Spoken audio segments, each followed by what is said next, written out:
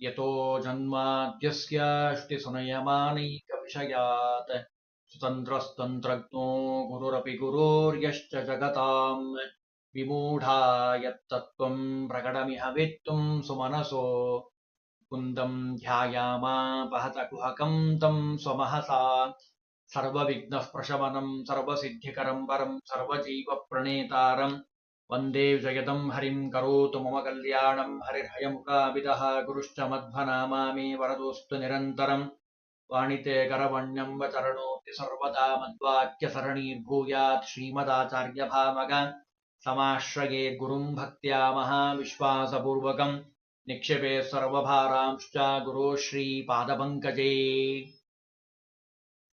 ಮಹಾಜ್ಞಾನಿಗಳಾಗಿರುವಂತಹ ವಾದಿರಾಜ ಸ್ವಾಮಿಗಳವರು ಬಹಳ ಸುಂದರವಾಗಿ ಭಾಗವತ ಅನುಕ್ರಮಣಿಕಾ ಅಂತ ಹೇಳಿ ನಮಗೆ ರಚನೆ ಮಾಡಿಕೊಟ್ಟಿದ್ದಾರೆ.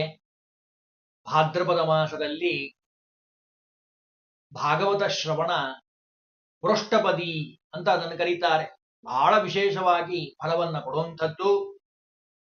ಪೂರ್ಣ ಭಾಗವತವನ್ನ ನಮಗೆ ಅನುಸಂಧಾನ ಮಾಡಲಿಕ್ಕೆ ನಮ್ಮ ಯಥಾಶಕ್ತಿ ಒಂದೊಂದು ಸ್ಕಂದಗಳು ಆ ಭಗವಂತನ ಮಹಿಮೆಯನ್ನ ಹೇಗೆ ತಿಳಿಸ್ತಾವೆ, ಆ ಸ್ಕಂದಗಳಲ್ಲಿ ಬರುವಂತಹ ವಿಶೇಷವಾದ ವಿಷಯಗಳೇನು, ಭಗವಂತನ ಮಹಿಮೆಯನ್ನ ಭಾಗವತ ಹೇಗೆ ವರ್ಣನೆ ಮಾಡ್ತದೆ, ಒಂದೊಂದು ಸ್ಕಂದಗಳನ್ನ ಕೇಳೋದ್ರಿಂದ ಹೋಗೋಂಥ ಪಾಪಗಳೇನು, ಬರೋಂಥ ಪುಣ್ಯವೇನು, ಇದೆಲ್ಲವನ್ನ ನಾವು ಈ ವಿಭಾಗದಲ್ಲಿ ತಿಳಿಲಿಕ್ಕೆ ಪ್ರಯತ್ನವನ್ನ ಮಾಡೋಣ. ಮೊದಲು ಆ ಭಾಗವತದ ಮಹಿಮೆಯನ್ನ ತಿಳಿಯೋಣ. ಭಾಗವತ ಅಷ್ಟಾದಶ ಪುರಾಣಗಳಲ್ಲಿ 18 ಪುರಾಣಗಳಲ್ಲಿ ಅತಿ ಪ್ರಸಿದ್ಧವಾಗಿರುವಂತಹ ಪುರಾಣ ಶ್ರೀಮದ್ ಭಾಗವತ ಅಂತ ಅದನ್ನು ಕರೀತಾರೆ. ಬರೇ ಭಾಗವತ ಅಲ್ಲ, ಶ್ರೀಮದ್ ಭಾಗವತ. ಇದಾನ ಪುರಾಣಂ ಬ್ರಹ್ಮ ಸಂಹಿತಂ ಜ್ಞಾನಭಕ್ತಿ ವಿರಾಗಾಣಂ ಸ್ಥಾಪನಾಯ ಪ್ರಕಾಶಿತಂ ಅಂತ ಹೇಳಿದ ಹಾಗೆ ಜ್ಞಾನ ಭಕ್ತಿ ವೈರಾಗ್ಯವನ್ನ ತಂದುಕೊಡುವಂತಹ ಭಗವಂತನ ಒಂದು ರೂಪ ಅದು ಭಾಗವತ. ಬೇರೆ ಯಾವ ಪುರಾಣಗಳಿಗೂ ಇಷ್ಟೊಂದು ವ್ಯಾಖ್ಯಾನ ಇಲ್ಲ ಅನ್ನೋದೇ ಒಂದು ಗಮನಾರ್ಹವಾದಂತಹ ಸಂಗತಿ. ಬ್ರಹ್ಮಸೂತ್ರಗಳ ವ್ಯಾಖ್ಯಾನ ರೂಪವಾಗಿರುವಂಥದ್ದು ಭಾಗವತ. ಅರ್ಥೋಯಂ ಬ್ರಹ್ಮಸೂತ್ರಾಣಾಂ ಭಾರತಾರ್ಥ ವಿನಿರ್ಣಯ ಗಾಯತ್ರಿ ಭಾಷ್ಯರೂಪೋಸೋ ವೇದಾರ್ಥ ಪರಿಭ್ರಮಿತಃ ಪುರಾಣಾಂ ಸಾರಭೂತಃ ಸಾಕ್ಷಾತ್ ಭಗವತೋದಿತಃ ಇದಂ ಭಾಗವತಂ ನಾಮ ಪುರಾಣಂ ಬ್ರಹ್ಮ ಸಂಹಿತಂ ಜ್ಞಾನಭಕ್ತಿ ವಿರಾಗಾಣಾಂ ಸ್ಥಾಪನಾಯ ಪ್ರಕಾಶಿತಂ ಅಂತ ಹೇಳಿದ ಹಾಗೆ ಗಾಯತ್ರಿ ಮಂತ್ರದ ಅರ್ಥ ಅದು ಭಾಗವತ. ಭಾಗವತ ಅಂದ್ರೆ ಬೇರೆ ಇನ್ನೇನೂ ಅಲ್ಲ, ಬ್ರಹ್ಮಸೂತ್ರಗಳ ವ್ಯಾಖ್ಯಾನ ರೂಪವಾಗಿರುವಂಥದ್ದು. ಮಹಾಭಾರತದ ನಿರ್ಣಯವನ್ನ ಕೊಳ್ಳಿಕ್ಕೆ ಹೊರಟಿರುವಂತಹ ಗ್ರಂಥ ಅದು ಶ್ರೀಮದ್ ಭಾಗವತ. ಇನ್ನು ಭಾಗವತವನ್ನ ಭಗವಂತ ಯಾವಾಗ ರಚನೆ ಮಾಡದ ವೇದವ್ಯಾಸ ದೇವರು ಅಂತ ಕೇಳಿದರೆ ಸರಸ್ವತಿ ತೀರದ ತಮ್ಮ ಆಶ್ರಮದಲ್ಲಿ ಕೂತಿರುವಂತಹ ಸಂದರ್ಭ. ಎಲ್ಲ ವೇದಗಳನ್ನ ವಿಭಾಗ ಮಾಡಿದ್ದೇನೆ. ವೇದಗಳಿಗೆ ಅನಧಿಕಾರಿಗಳಾಗಿರುವಂಥವರಿಗೆ ಜ್ಞಾನದ್ವಾರ ಉದ್ಧಾರ ಆಗಬೇಕು ಅಂತ ಹೇಳಿ ನಾರದರ ಪ್ರಾರ್ಥನೆಯಂತೆ ಭಗವಂತ ಆ ಸಂದರ್ಭಕ್ಕೆ ನಾರದರು ಬಂದಿದ್ದಾರೆ. ಎಲ್ಲ ಪೂರ್ವ ನಿಯೋಜಿತ. ಭಗವಂತನಿಗೆ ತಿಳಿದೇ ಇರುವಂಥದ್ದು ಯಾವುದಿದೆ? ತಿಳಿದು ತಿಳಿಸುವಂಥವನು ಭಗವಂತ. ಎಲ್ಲವನ್ನೂ ಗೊತ್ತು, ಎಲ್ಲವೂ ಗೊತ್ತು, ಪೂರ್ಣವಾಗಿ ಗೊತ್ತು ಭಗವಂತ. ಆ ನಾರದರ ಪ್ರಾರ್ಥನೆಯಾಗಿರುವಂಥದ್ದು. ನಾರದರ ಪ್ರಾರ್ಥನೆಯಂತೆ ಸ್ವಾಮಿ ಒಂದು ಗ್ರಂಥವನ್ನ ರಚನೆ ಮಾಡಿಕೊಡಬೇಕು, ಎಲ್ಲರೂ ಉದ್ಧಾರ ಆಗ್ತಾರೆ. ಭಾಗವತ ಧರ್ಮ ಅಪ್ರತಿಪಾದನಮೇವ ಮನೋ ಪರಿತೋಷಣ ಕಾರಣಂ. ಎಲ್ಲರೂ ಉದ್ಧಾರ ಆಗಬೇಕು. ನಿನ್ನ ಅತೃಪ್ತಿಗೆ ಕಾರಣ ಏನು? ವಿಡಂಬನೆ ಮಾಡ್ತಾನೆ ಭಗವಂತ. ಮೋಕ್ಷಕ್ಕೆ ಉಪಯೋಗ ಆಗುವಂತಹ, ಮೋಕ್ಷವನ್ನೇ ಕೊಡುವಂತಹ ಆ ಭಾಗವತವನ್ನ ರಚನೆ ಮಾಡಿಕೊಡಬೇಕು ಅಂತ ಹೇಳಿದಾಗ ಅವಶ್ಯವಾಗಿ ಆಗ್ಲಿ ಅಂತ ಭಗವಂತ ರಚನೆ ಮಾಡಿಕೊಟ್ಟಿದ್ದಾನೆ. ಅದನ್ನ ಶುಕಾಚಾರ್ಯರಿಗೆ ಉಪದೇಶವನ್ನ ಮಾಡಿದ್ದಾನೆ. ನಾರಾಯಣ ಸಾಕ್ಷಾತ್ ಭಗವಂತ ಚತುರ್ಮುಖ ಬ್ರಹ್ಮದೇವರಿಗೆ ಮೊದಲು ಉಪದೇಶ ಮಾಡಿರುವಂಥದ್ದು, ಆಮೇಲೆ ನಾರದರಿಗೆ ಉಪದೇಶ ಮಾಡಿರುವಂಥದ್ದು. ನಾರದರು ವೇದವ್ಯಾಸ ದೇವರಿಗೆ ಬಂದು ಪ್ರಾರ್ಥನೆಯನ್ನ ಮಾಡಿದ್ದಾರೆ. ಅದಾದ ಮೇಲೆ ಶುಕಾಚಾರ್ಯರಿಗೆ ಉಪದೇಶವನ್ನ ಮಾಡಿದ್ದಾರೆ. ವಿಸ್ತಾರವಾಗಿ ಭಗವಂತ ಉಪದೇಶ ಮಾಡ್ತಾನೆ. ಅದಾದ ಮೇಲೆ ಪರೀಕ್ಷಿತರಾಜನಿಗೆ ಶುಕಾಚಾರ್ಯರು ಉಪದೇಶವನ್ನ ಮಾಡ್ತಾರೆ. ಮುಂದೆ ಸೂತರು ಶೌನಕಾದಿಗಳಿಗೆ ಉಪದೇಶವನ್ನ ಮಾಡ್ತಾರೆ. ನಾವಿವತ್ತೆಲ್ಲ ಕೇಳುವಂಥದ್ದು ಸೂತಾಚಾರ್ಯರು ಶೌನಕಾದಿಗಳಿಗೆ ತಿಳಿಸಿರುವಂತಹ ಭಾಗವತ. ಅದು ಪರಂಪರೆಯಿಂದ ಬಂದಿರುವಂಥದ್ದು. ಮುಂದೆ ಇದು ಒಂದು ವಿಭಾಗ. ಇನ್ನೊಂದು ವಿಭಾಗದಲ್ಲಿ ಶೇಷದೇವರಿಗೆ ಭಗವಂತ ಉಪದೇಶ ಮಾಡ್ತಾನೆ. ಶೇಷದೇವರು ಸನತ್ಕುಮಾರರಿಗೆ, ಅವರು ಸಾಂಖ್ಯಾಯನರಿಗೆ, ಆಮೇಲೆ ಪರಾಶರರಿಗೆ, ಪರಾಶರರು ಮೈತ್ರೇಯರಿಗೆ, ಆಮೇಲೆ ಮೈತ್ರೇಯರು ವಿಧುರರಿಗೆ. ಇದೆಲ್ಲ ಭಾಗವತದಲ್ಲೇ ಬರುವಂಥದ್ದು. ಅಂದ್ರೆ ಪರಂಪರೆ, ಯಾರಿಗೆ ಯಾರು ಉಪದೇಶ ಮಾಡಿದ್ರು, ಯಾರಿಂದ ಉಪದೇಶ ಪಡೆದು ಆ ಭಾಗವತ ಗ್ರಂಥ ವಿಸ್ತಾರವಾಗಿ ಎಲ್ಲ ಕಡೆ ಬೆಳೆದು ಬಂದಿರುವಂಥದ್ದು. ಇಷ್ಟು ಆ ಭಾಗವತದ ಹಿನ್ನೆಲೆ, ರಚನೆಯ ಹಿನ್ನೆಲೆ.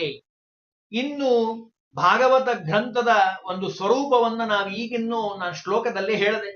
ಅಂದ್ರೆ ಅರ್ಥೋಯಂ ಬ್ರಹ್ಮಸೂತ್ರಾಣ, ಸ್ವಲ್ಪ ಅದರ ಬಗ್ಗೆ ವಿವರಣೆಯನ್ನ ಕೊಟ್ರೆ ಚೆನ್ನಾಗಿ ತಿಳಿತದೆ, ಗೊತ್ತಾಗತ್ತೆ. ಅಂದ್ರೆ ಯಾಕೆ ಭಾಗವತವನ್ನ ಕೇಳಬೇಕು ಅನ್ನೋರಿಗೆ ಈ ಶ್ಲೋಕ ಅತ್ಯಂತ ಅವಶ್ಯಕವಾಗಿರುವಂಥದ್ದು.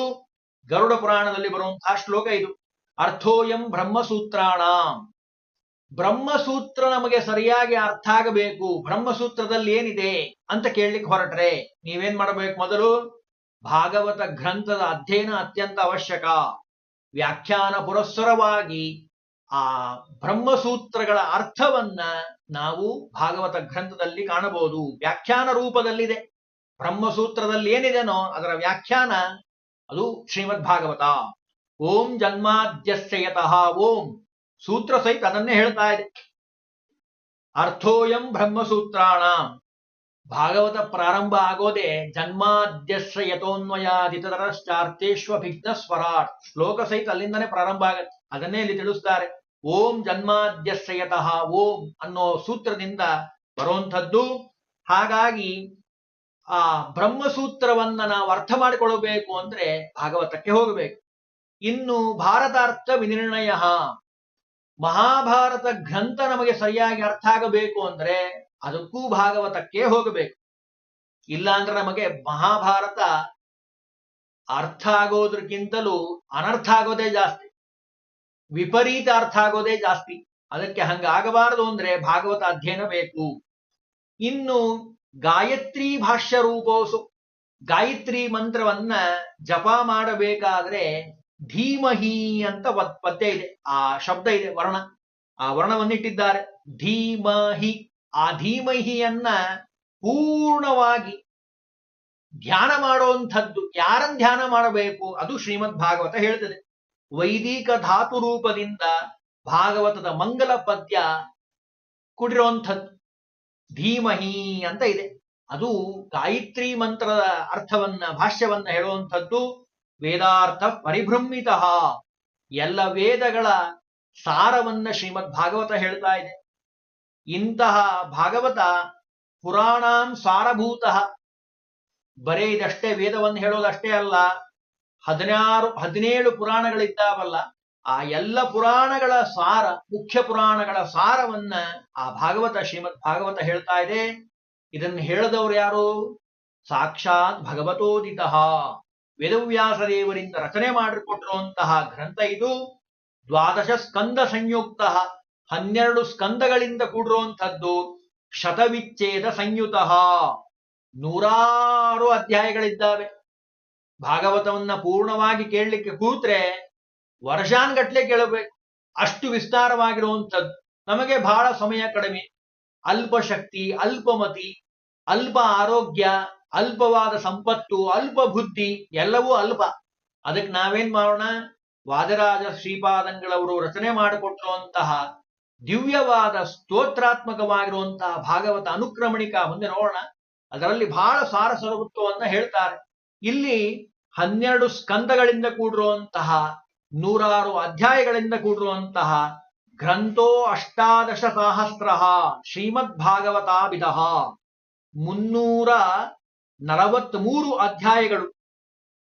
ವಿಜಯಧ್ವಜ ತೀರ್ಥರು ಹೇಳ್ತಾರೆ, ಅವರ ಪಾಠದ ಪ್ರಕಾರ 343 ಅಧ್ಯಾಯಗಳಿದ್ದಾವೆ, 18,000ಕ್ಕೂ ಹೆಚ್ಚು ಶ್ಲೋಕಗಳಿದ್ದಾವೆ. ಅಂದ್ರೆ ನೋಡ್ರಿ ಎಷ್ಟು ದೊಡ್ಡದಿರಬಹುದು ಗ್ರಂಥ. ಅಂತಹ ದಿವ್ಯವಾದ ಭಗವಂತನ ವಾಣಿ ಅದು ಶ್ರೀಮದ್ ಭಾಗವತ ಅಂತ ಹೇಳಿದ್ರು. ಇದಾದ ಮೇಲೆ ಭಾಗವತ ಇದೆ ಅಲ್ಲ, ನಾನು ಪ್ರಾರಂಭದಲ್ಲೇ ಹೇಳಿದೆ, ಕೃಷ್ಣ ಪರಮಾತ್ಮನ ರೂಪ, ಅದನ್ನ ಚಿಂತನೆ ಮಾಡಬೇಕಲ್ಲ. ರೂಪ ಅಂತಂದ ಮೇಲೆ ಭಗವಂತನಿಗೆ ಕಣ್ಣು, ಕಿವಿ, ಬಾಯಿ, 2 ಕೈಗಳು, ಕಾಲುಗಳು, ಎದೆ ಭಾಗ, ಭಗವಂತನ ದಿವ್ಯವಾದ ರೂಪ, ಅದನ್ನು ಇಲ್ಲಿ ವರ್ಣನೆ ಮಾಡ್ತಾರೆ. ಕೃಷ್ಣ ಬೇರೆ ಅಲ್ಲ, ಭಾಗವತ ಬೇರೆ ಅಲ್ಲ, ಅದನ್ನು ಹೇಳ್ತಾರೆ. ಪ್ರಥಮಶ್ಚ ದ್ವಿತೀಯಶ್ಚ ಚರಣೋ ದ್ವೋ ಪ್ರಕೀರ್ತಿತೌ. 1ನೇ ಸ್ಕಂದ ಮತ್ತು 2ನೇ ಸ್ಕಂದ ಭಗವಂತನ 2 ಪಾದಗಳು, ಜ್ಞಾನ ಮತ್ತು ಆನಂದ 2 ಪಾದಗಳು. ಅದು ಹೇಳೋಕೆ ಹೊರಟಿರುವಂಥದ್ದು 1ನೇ ಸ್ಕಂದ ಮತ್ತು 2ನೇ ಸ್ಕಂದ. ಇನ್ನು ತೃತೀಯಶ್ಚ ಚತುರ್ಥಶ್ಚ ದ್ವಾವೂರೋ ಸಮುದೀರಿತೌ. 3ನೇದ್ದು ಮತ್ತು 4ನೇ ಸ್ಕಂದ ಭಗವಂತನ 2 ತೊಡೆಗಳು. 5ನೇ ಸ್ಕಂದ ಇದೆಯಲ್ಲ, ಪಂಚಮೋ ನಾಭಿ ದೇಶಶ್ಚ, 5ನೇ ಸ್ಕಂದ ಅದು ನಾಭಿಯಾಗಿರುವಂಥದ್ದು. 6ನೇ ಸ್ಕಂದ ಕೃಷ್ಣ ಪರಮಾತ್ಮನ ಹೃದಯವಾಗಿರುವಂಥದ್ದು, ಷಷ್ಠೋ ಹೃದಯ ಉಚ್ಚತೆ. ಇನ್ನು 7 ಮತ್ತು 8 ಭಗವಂತನ 2 ಬಾಹುಗಳು, ಸಪ್ತಮ ಅಷ್ಟಮಾಶ್ಚೈವ ಬಾಹು ದ್ವೋ ಪ್ರಕೀರ್ತಿತೌ. 7 ಮತ್ತು 8ನೇ ಸ್ಕಂದ ಭಗವಂತನ ಕೃಷ್ಣನ ರೂಪ ಪ್ರತಿಮೆ ಅಲ್ಲ, ಅದು 2 ಬಾಹುಗಳು, ಕೈಗಳಿದ್ದಾಗ, ಭುಜಗಳು. ಇನ್ನು 9ನೇ ಸ್ಕಂದ ಕಂಠದೇಶ, ಕುತ್ತಿಗೆ ಇದ್ದ ಹಾಗೆ, ನವಮಃ ಕಂಠದೇಶ ಸ್ಯಾತ್ ದಶಮೋ ಮುಖಮೇವ ಚ. 10ನೇ ಸ್ಕಂದ ದಶಮ ಸ್ಕಂದ ಭಗವಂತನ ಮುಖ. 11ನೇ ಸ್ಕಂದ ಏಕಾದಶೋ ಲಲಾಟ, ಹಣೆ ಇದ್ದ ಹಾಗೆ. ಇನ್ನು 12ನೇ ಸ್ಕಂದ ದ್ವಾದಶಸ್ತು ಶಿಖೋಚ್ಚತೆ, ಶಿಖೆ ಇದ್ದ ಹಾಗೆ 12ನೇ ಸ್ಕಂದ. ಹೀಗೆ ಏವಂ ಸರ್ವಂ ಭಾಗವತಂ ಶ್ರೀಹರೇ ರಂಗಮುಚ್ಚತೆ. 12 ಸ್ಕಂದಗಳು ಭಗವಂತನ ಒಂದೊಂದು ಅಂಗವಾಗಿ ನಮಗೆ ತೋರ್ತಾ ಇದೆ. ಅಂದ್ರೆ ಎಲ್ಲಾ ಅಂಗಗಳು, ನಾನು ಮೊದಲೇ ಹೇಳಿದ್ದೇನೆ, ಭಗವಂತನ ರೂಪಗಳಿಗೆ ಭೇದ ಇಲ್ಲ, ಭಗವಂತನ ಅಂಗಾಂಗಗಳಿಗೆ ಭೇದ ಇಲ್ಲ. ನಮ್ಮ ಕಣ್ಣಿದೆ, ಕಿವಿ ಇದೆ, ಕಣ್ಣು ಮಾಡೋ ಕೆಲಸ ಕಿವಿ ಮಾಡೋದಿಲ್ಲ, ಕಿವಿ ಮಾಡೋ ಕೆಲಸ ಕಣ್ಣು ಮಾಡೋದಿಲ್ಲ, ಕಣ್ಣು ಮಾಡೋ ಕೆಲಸ ಕಾಲು ಮಾಡೋದಿಲ್ಲ, ಕಾಲು ಮಾಡೋ ಕೆಲಸ ಹೊಟ್ಟೆ ಮಾಡೋದಿಲ್ಲ. ಆದರೆ ಭಗವಂತನಲ್ಲಿ ಹಾಗಿಲ್ಲ. ಎಲ್ಲವೂ ಜ್ಞಾನಾನಂದಮಯನಾಗಿರುವಂಥವನು ಭಗವಂತ. ಅದನ್ನೇ ಹೇಳಲಿಕ್ಕೋಸ್ಕರವಾಗಿ ಈ ರೂಪವನ್ನು ಹೇಳಿರುವಂಥದ್ದು. ಅಂದ್ರೆ 12 ಸ್ಕಂದವನ್ನು ನೀವು ತಿಳಿಬೇಕು. ಒಂದೊಂದು ಸ್ಕಂದವೂ ಅಷ್ಟೇ ಮುಖ್ಯವಾಗಿರುವಂಥದ್ದು. ಅದರಲ್ಲೂ ದಶಮ ಸ್ಕಂದ ಇದೆ ಅಲ್ಲ, ಅದನ್ನ ಇಲ್ಲಿ ಹೇಳಿದ್ದಾರೆ. ದಶಮೋ ಮುಖಮೇವಚ, ಕೃಷ್ಣ ಪರಮಾತ್ಮನ ದಿವ್ಯವಾದ ಮಹಿಮೆಯನ್ನ ವರ್ಣನೆ ಮಾಡುವಂಥದ್ದು ದಶಮ ಸ್ಕಂದ. ಹಾಗಾಗಿ ಆ ಕೃಷ್ಣನ ದಿವ್ಯವಾದ ಮೂರ್ತಿ ಅದು ಭಾಗವತ. ಭಾಗವತವನ್ನ ಮನೆಯಲ್ಲಿ ಇಟ್ಟುಕೊಂಡು ಪೂಜಾ ಮಾಡಿದರೆ ಸಾಕು. ಅಧ್ಯಯನ ಮಾಡಿದ್ರಂತೂ ಮುಂದೆ ಹೇಳ್ತಾರೆ ಫಲ.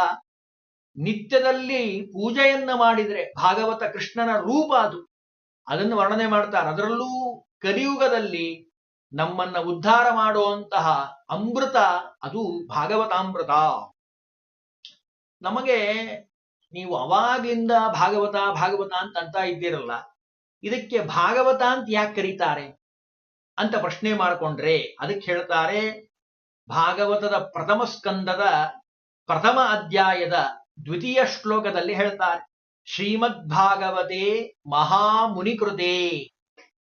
ಭಾಗವತವನ್ನ ಶ್ರವಣ ಮಾಡಿರೋರಿಗೆ ಈ ಶ್ಲೋಕ ಪ್ರಖ್ಯಾತವಾಗಿರುವಂಥದ್ದು, ಎಲ್ರಿಗೂ ಗೊತ್ತಿರುವಂಥದ್ದು. ಶ್ರೀಮದ್ ಭಾಗವತೆ ಮಹಾಮುನಿಕೃತೆ. ಶ್ರೀಮದ್ ಭಾಗವತ, ಶ್ರೀಮತ್ ಅಂತನ್ನುವಂತಹ ಶಬ್ದವನ್ನು ವಿಶೇಷಣವನ್ನು ಕೊಟ್ಟಿದ್ದಾರೆ. ರಾಜಂತೆ ತಾವದನ್ಯಾನಿ ಪುರಾಣಾನಿ ಸದಾಂ ಗಣೇ ಯಾವನ್ನ ದೃಶ್ಯತೆ ಸಾಕ್ಷಾತ್ ಶ್ರೀಮದ್ ಭಾಗವತಂ ಪರಂ. ಬಹಳ ಸುಂದರವಾಗಿ ಹೇಳ್ತಾರೆ. ಎಲ್ಲಾ ಪುರಾಣಗಳಿರಬಹುದು, ಆದರೆ ಶ್ರೀಮದ್ ಭಾಗವತಕ್ಕೆ ಸಮನಾದಂತಹ ಅಥವಾ ಅಧಿಕವಾದಂತಹ ಪುರಾಣ ಇನ್ನೊಂದಿರ್ಲಿಕ್ಕೆ ಸಾಧ್ಯ ಇಲ್ಲಪ್ಪ. ವೇದವ್ಯಾಸ ದೇವರು ರಚನೆ ಮಾಡಿಕೊಟ್ಟಿರುವಂಥದ್ದು. ಅದರಲ್ಲೂ ಶ್ರೀಮತ್ವಂ ನಾಮ ಶ್ರೂಯಮಾಣ, ಇದನ್ನು ಯಾರು ಶ್ರವಣ ಮಾಡ್ತಾ, ಇಲ್ಲಿ ಶ್ರೀಮತ್ ಅಂತ ಶಬ್ದ ಬಳಸಿದ್ದಾರಲ್ಲ, ಅದಕ್ಕೆ ವರ್ಣನೆ ಹೇಳ್ತಾರೆ, ವಿಶೇಷಣದ ವರ್ಣನೆ ಮಾಡ್ತಾರೆ. ಆ ಶ್ರೀಮತ್ ಅನ್ನೋ ಶಬ್ದ ಯಾಕೆ ಬಳಸಿದ್ದಾರೆ? ಮನಸ್ಸಿಗೆ ಆಹ್ಲಾದವನ್ನ ಕೊಡುವಂಥದ್ದು.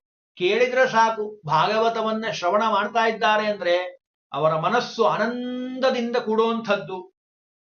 ಕಣ್ಣೀರು ಬರ್ತದೆ, ಆನಂದ ಭಾಷ್ಪ ಬರುವಂಥದ್ದು, ಬೇರೆ ಕಡೆ ಗಮನ ಹೋಗೋದಿಲ್ಲ. ಜೊತೆಗೆ ಆ ಭಗವಂತನ ಮಹಿಮೆ ನಮಗೆ ಗೊತ್ತಾಗತ್ತೆ. ಅದಕ್ಕೆ ಇದನ್ನ ಶ್ರೀಮತ್ ಭಾಗವತ ಅಂತ ಕರೆದಿದ್ದಾರೆ. ಶ್ರೀಮಶ್ಚ ತತ್ ಭಾಗವತಂ ಚ ಶ್ರೀಮದ್ ಭಾಗವತಂ. ಅಷ್ಟೇ ಅಲ್ರಿ, ಬರೇ ಆನಂದ ಕೊಟ್ರೆ ಏನ್ ಬೇಕು ನಮಗೆ? ಸಂಪತ್ತು ಬೇಕು ಅಂತಾರೆ ಈಗಿನ ಜನ, ಕಲಿಯುಗದ ಜನ. ಅದಕ್ಕೆ ಹೇಳ್ತಾರೆ, ಇದು ಸಂಪತ್ತನ್ನ ಕೊಡುವಂಥದ್ದು, ಶ್ರೀಕರವಾಗಿರುವಂಥದ್ದು, ಶ್ರವಣಕ್ಕೆ ಆನಂದಕರವಾಗಿರುವಂಥದ್ದು. ಆದ್ದರಿಂದಲೇ ಇದಕ್ಕೆ ಶ್ರೀಮದ್ ಭಾಗವತ ಅಂತ ಕರೀತಾರೆ. ಇನ್ನು ಭಾಗವತ ಅಂತ ಕರೀತಾರಲ್ಲ, ಇನ್ನೊಂದು ಅರ್ಥವನ್ನು ಹೇಳ್ತಾರೆ. ಭಾಗವತ ಅಂತ ಅನ್ಲಿಕ್ಕೇನು? ಶ್ರೀಮತ್ ಅಂದ್ರೆ ಗೊತ್ತಾಯ್ತು ನಮಗೆ, ಸಂಪತ್ಕರವಾಗಿರುವಂಥದ್ದು, ಶ್ರವಣದಿಂದ ಮೋಕ್ಷವನ್ನೇ ಕೊಡ್ತಾ ಇದೆ. ಜೊತೆಗೆ ಭಾಗವತ ಅಂತ 4 ಅಕ್ಷರ ಇದೆ.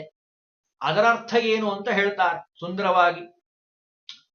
ಭಾಸಕಾಹ ಗಾವಃ ಯಸ್ಯ ಸಹ ಭಗುಃ ವಾಸುದೇವಃ ಭಗೋಃ ಅಯಂ ಅವತಾರಃ ಭಾಗವಃ ಶ್ರೀ ವೇದವ್ಯಾಸಃ ಭಾಗವೇನ ಶ್ರೀ ವೇದವ್ಯಾಸೇನ ತನ್ಯಂತೆ ಇತಿ ಭಾಗವತಂ.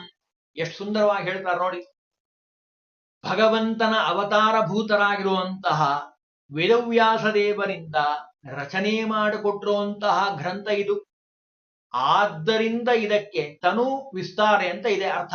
ಹಾಗಾಗಿ ಅದಕ್ಕೆ ಭಾಗವತ ಭಾಗವತ ಅಂತ ಕರೀತಾರೆ. ಅಂದ್ರೆ ನೋಡಿ, ಭಾಗವತ ಅಂತ ಕರೀಬೇಕು ಅಂದ್ರೆ ಇಷ್ಟೆಲ್ಲ ವಿಸ್ತಾರವನ್ನ ಹೇಳಿದ್ರು. ಇದರ ಜೊತೆಗೆ ಭಾಗವತದವು 10 ಲಕ್ಷಣಗಳಿಂದ ಕೂಡಿರುವಂಥದ್ದು. ಆ 10 ಲಕ್ಷಣ ಯಾವುದು? ಮತ್ತು ಭಾಗವತ ಒಂಥರ ಕಲ್ಪವೃಕ್ಷ ಇದ್ದ ಹಾಗೆ ಎಲ್ಲವನ್ನ ಕೊಡ್ತಾ ಇದೆ. ಭಾಗವತವನ್ನ ಸಪ್ತಾಹ ಕ್ರಮದಲ್ಲಿ ಕೇಳಬೇಕು ಅಂತಾರೆ. ಯಾವ್ಯಾವ ಕಥೆಯನ್ನ ಯಾವಾಗ ಕೇಳಬೇಕು, ಗ್ರಂಥದ ಶ್ರವಣದಿಂದ ಹೋಗುವಂತಹ ಪಾಪ ಏನು, ಬರುವಂತಹ ಪುಣ್ಯ ಏನು, ಭಾಗವತದ ಮಹಿಮೆ ಏನು, ಅದೆಲ್ಲವನ್ನ ನಾಳಿನ ದಿವಸ ತಿಳಿಲಿಕ್ಕೆ ಪ್ರಯತ್ನವನ್ನ ಮಾಡೋಣ.